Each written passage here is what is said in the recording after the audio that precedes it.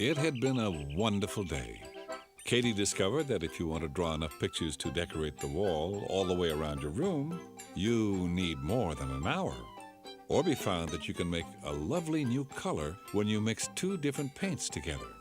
And they both learned that even though neither of them could play the guitar or the piano, it's a lot of fun to pretend you can. Katie was standing on the bed holding her magic wand. She was keeper of the wind, and she commanded the wind to stop and rest. Orbie, who was whirling around on the floor, flopped down and lay flat. Katie told him that now he was the king, and she was the queen. Orbie sat up. "We'll need a castle," he burbled.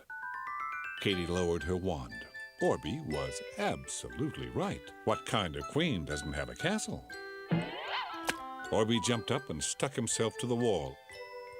Maybe he could be a wizard and she could be his assistant, and they could build the grandest castle ever.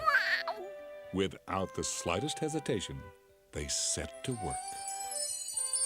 They agreed that for this castle to be wonderful, they'd need every single block on the shelf. They pulled them off into huge piles. In the living room, Mom heard a lot of thumping and bumping. She decided to go up and make sure everything was all right. When she got to the room, she found Katie and Orbie busy at work. They were building a huge castle that took up a whole lot of the floor. Even though they just started it, Mom could tell that this was going to be extraordinary. The doorbell rang. Katie and Orbie seemed not to hear because they were so busy planning their structure. Yi Ping was at the door, and she asked if Katie and Orbie could play. Mom told her to head on up because they were very busy in Katie's room. When Yi Ping opened the door, she saw a big mess. There were blocks and things everywhere. She asked Orbie what they were doing, and he tooted. They were building a mighty castle. Yi Ping said she would make a dragon. She would stick it up in the front of the castle to scare away bad people. Katie clapped her hands. Yi Ping always had good ideas. So while Katie and Orbie built, Yi Ping made a wonderful dragon out of clay. Soon the doorbell rang again. When Mom opened it, Dakota was there. He wanted to play too. Mom told him to head up to the room. When Dakota opened the door, Katie called to him to be careful not to push the door too far. It would knock part of the castle over. Dakota was very careful. He looked at the structure on the floor and said that it was going to be beautiful. He helped Orbie balance some blocks. And then he had an idea. He told his friends that Yi Ping had made a great dragon to scare away people. Maybe he should make a brave eagle to show that the king and the queen were brave and strong people. Everyone thought this was a wonderful idea too. Dakota set straight to work. Orbie decided that this being a magic castle, they would have a small landing pad for spaceships. After all, he was the king. There wasn't much room left on the floor, so he built it out the door and into the hall a little bit. Kira bopped up the stairs. When Orbie saw her, he asked her to be very careful of the landing pad, and of course she was. Now Kira couldn't even get into the room. He told her friends that the castle was the best one she'd ever seen. Then she pointed out that even kings and queens get sick. Maybe it would be a good idea to add a small hospital. There wasn't even one block left, so Kira went downstairs and asked if she could borrow some of Mom's boxes for recycling. Mom gladly gave her some and asked how things looked upstairs. Kira told her it looked fantabulous.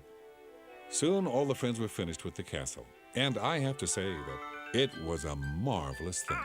It had turrets and bridges and high walls and a moat and, well, it had everything. They called Mom up to admire it. Almost no one could fit into the bedroom anymore because it took up so much space. Mom saw the hospital and the landing pad in the hall. As she got closer to the bedroom, she could tell that the castle was a masterpiece. She took a picture of everybody standing beside it. The 5 friends smiled proudly. When it was time for all the friends to go, Mom thought maybe they should help clean up. no one wanted to take the castle down. Mom agreed that it could stay up until Dad got home. Later, when she was carrying the laundry up through the hall, she had trouble getting around the hospital. When Katie went up to change her shirt, she couldn't get close to the dresser and for sure couldn't open the drawer. Orbie's rocket was in the closet, and it had to stay there. Moving around the room was tricky. When Dad came home, he admired the beautiful castle. He couldn't believe all the work the friends had put into it. Then Mom asked them to get started on tidying it up. Still, nobody wanted to touch it. After a lot of thinking, Mom said that it could stay up for one more day. Katie and Orbie were very happy. But when Dad went in to get a story, he knocked Yi-Ping's dragon off the castle by mistake. And when Mom went in to get pajamas from the dresser, some of the castle just had to go. When it was time for bed, Orbie had to knock down another little part to open the closet. Mom and Dad said goodnight from the door because there wasn't room in the bedroom for both of them. Katie looked at the castle with some of the parts broken and told Orbie it was still beautiful. Orbie agreed. In the night, Katie had to use the washroom. She tried carefully not to step near the blocks, but it was hard. On the way back, her toe pushed one block that made others fall. When she nestled back into her bed, her teddy bear slipped off and knocked over even one more block.